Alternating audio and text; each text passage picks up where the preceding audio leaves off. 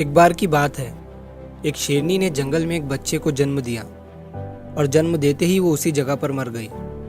उतने में उधर से कई सारी भेड़ गुजर रही थी। वो शेर का बच्चा जिसने अभी अभी दुनिया में कदम रखा था, वो उन भेड़ों के साथ मिलकर चला गया। अब वो शेर का बच्चा एक भेड़ की तरह पलने लगा और उन भेड़ों के साथ रहकर वो खुद को भी एक भेड़ ही समझने लगा था। उसने कभी मांस नहीं खाया और वो भेड़ों के साथ मिलकर घास खाने लगा था। उसे कुछ आइडिया ही नहीं था कि एक शेर कैसे रहता है और कैसे अपनी जिंदगी गुजारता है, और उसे ये तक नहीं पता था कि वो एक शेर है, क्योंकि उसके चारों तरफ भेड़ ही भेड़ थी और भेड़ों के ही साथ वो पलने लगा था। उसने कभी शेर की तरह नहीं दहाड़ा। फिर समय गुजरता गया और वो शेर का बच्चा एक यंग शेर बन गया। वो भेड़ों के झुंड में अलग ही दिख रहा था, लेकिन भेड़ों के साथ रहकर भेड़ों को उसकी आदत हो गई थी। एक दिन एक बूढ़े शेर ने उन भेड़ों के झुंड पर हमला कर दिया। जब उस बूढ़े शेर ने भेड़ों के झुंड में इस यंग शेर को देखा तो वो हैरान हो गया। उसे अपनी आंखों पर विश्वास नहीं हो रहा था। उसने देखा कि एक यंग शेर भेड़ों के साथ घूम रहा है। उसने पहले कभी ऐसा नहीं देखा था। वो ये भूल गया कि वो वहां पर भेड़ों को पकड़ने आया था। उसने सोचा कि वो उस शेर से बात करेगा और पूछेगा कि ये सब क्या हो रहा है। उस बूढ़े शेर ने भेड़ों के झुंड पर फिर से हमला किया उस शेर को पकड़ने के लिए।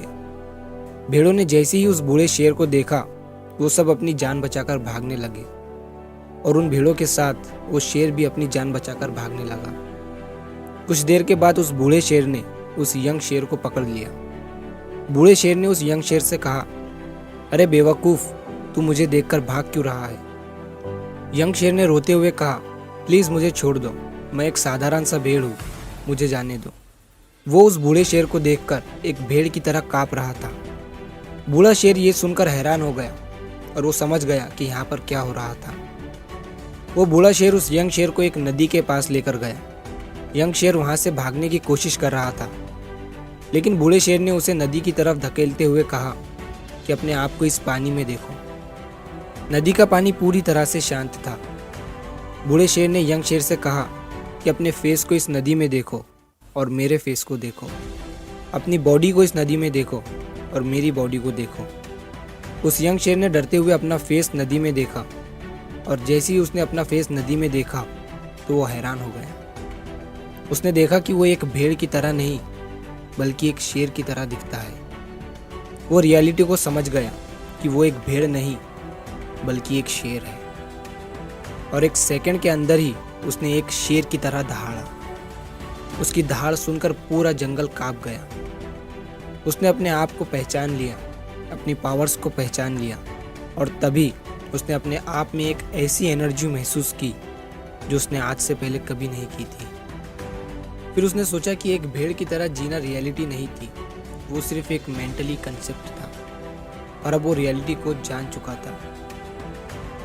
इस कहानी से बहुत ही डीप मैसेज निकलकर सामने आता है। अपने अंदर से उस वीकनेस को निकालो जो आपके अंदर झूठ बोल बोल कर बैठा दी गई है। आप भी एक शेर की तरह हो जो भेड़ों के बीच फंस चुके हो। आपके आसपास जितने भी लोग हैं वो आपको ये फील कराते हैं कि आप अपनी लाइफ में कुछ नहीं कर सकते हो, क्योंकि कहीं ना कहीं आप भी उनके साथ रह रहकर उनकी ही तरह बनने की कोशिश करते हैं। आपको इस भीड़ से अलग खड़े रहना है और अपनी पोटेंशियल, अपनी पावर्स, अपनी एबिलिटी को पहचानना है। और जिस दिन आप अपनी पावर्स, अपनी एबिलिटी को पहचान लोगे उस शेर की तरह, तब आपको दहाड़ने से कोई भी नहीं रोक पाएगा। कोई भी आपको आपकी सक्सेस के राह से भटका नहीं पाएगा।